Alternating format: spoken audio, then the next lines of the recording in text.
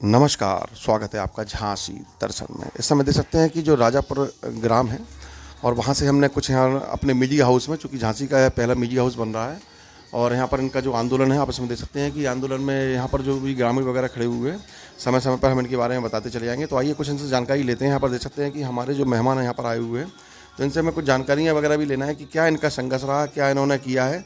और इस समय आपको मालूम है कि बीजा के द्वारा एक जो औद्योगिक नगर क्षेत्र बसाया जा रहा है, उसमें क्या क्या भूमिका है, कितने गांव हैं, आइए इनसे कुछ जानकारी लेते हैं।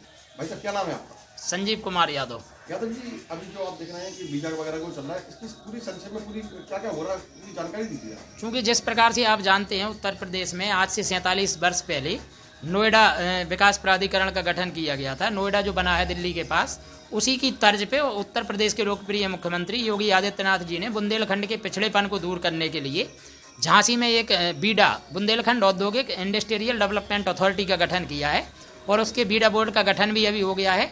तो झांसी में एक औद्योगिक विकास प्राधिकरण बनने जा रहा है, जिसमें इंटरनेशनल लेवल की टाउनशिप भी डेवलप होने जा रही है। उसमें हमारे झांसी से सटे हुए इस तरफ आप जाएंगे तो NH 44 और NH 27 के बीच का एक हिस्सा है जो मध्य प्रदेश से टच करता है।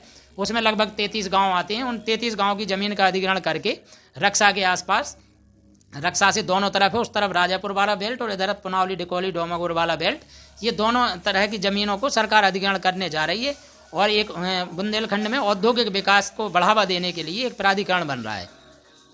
अभी प्राधिकरण में आप लोग की मांग कह रही है कि आपका संघर्ष रहा है और क्या होना चाहिए, क्या सोचते हैं? क्योंकि हुआ क्या था कि जब हमारे संज्ञान में ये सारी चीज़ें आई तो हम लोगों को पता चला कि भाई यहाँ ज़मीन को अधिग्रहण करेगी सरकार, तो किस हिसाब से करेगी। तो कागजों का अध्ययन किया, पता चला कि सर्किल रेट का 4 गुना होता है। तो सितंबर में हर साल सर्किल रेट बढ़ाई जाती है।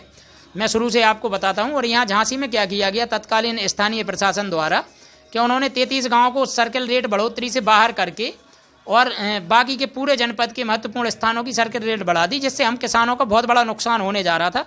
उसको लेकर के हमने 18 सितंबर को जिलाधिकारी कार्यालय में एक निबंधन विभाग के खिलाफ, निबंधन विभाग की जो लापरवाहीपूर्ण रवैया था उसके खिलाफ एक बहुत बड़ा धरना किया था, जिसमें 4 से 5 हज़ार किसान हमारे एकत्रित हुए थे। तो उस समय तत्कालीन जिलाधिकारी के आश्वासन पे पुनः सर्वेक्षण के लिए आदेश हुए थे। उनका स्थानांतरण होने के बाद नए जिलाधिकारी आए तो उन्होंने 33 गाँव का फिर से सर्वे कराया और सर्किल रेट रिवाइजेशन के लिए प्रस्ताव बना करके निबंधन विभाग को निर्देशित किया और प्रस्ताव बना।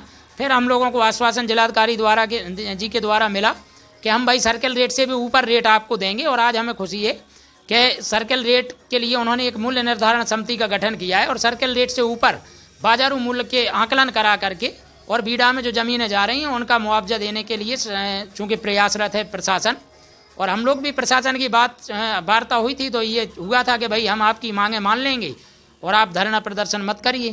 तो हम लोगों ने मांगें मान ली थी। अब तक जो सामने आया है उसमें ये है कि ज़्यादातर मांगें किसानों की मानी जा रही हैं। अच्छा, इसके बाद क्या क्या संभावना लगती है कि ये सब जो बीजा द्वारा जो एक औद्योगिक नगर बसने के बाद जो आपके किसान हैं उनको पैसा भी मिलेगा, तो क्या मतलब उनके जीवन में परिवर्तन आएंगे, कुछ है इसकी संभावना? बिल्कुल, ये है कि जो समझदार लोग हैं उनके जीवन में तो परिवर्तन आना स्वाभाविक है, लेकिन जो जागरूक नहीं है, अशिक्षित टाइप के लोग रहेंगे और वो अगर पैसे का सही सदुपयोग नहीं कर पाए तो निश्चित रूप से बहुत सारे लोग बर्बादियों की कगार पे भी जा सकते हैं। तो मैं आपके माध्यम से भी और हमेशा कहता हूं कि यार लोगों को जागरूक रहना चाहिए और पैसे को की पकड़ सीखनी चाहिए कि आज यहाँ से आपको आप यहाँ से ज़मीन जब आपकी जाएगी, पैसा मिलेगा, तो उस पैसे का सही इस्तेमाल हो, हवाई इस्तेमाल ना हो, जिससे आपके बच्चों का भविष्य सुरक्षित हो सके। क्या नाम है आपका? केदार भार्गव। कौन सा गाँव है आपका? राजापुर। अच्छा, ये बताइए, जैसे आपकी ज़मीन वगैरह चली जाएगी तो कहीं ना कहीं लगता है कि भाई बरसों से आप इस पर रह रहे हैं, जब जो नया नगर बसाया जा रहा है तो क्या लगता है आपको कि जगह जाने का या आपको मुआवजा मिलेगा, क्या करेंगे आप, कुछ बताइए।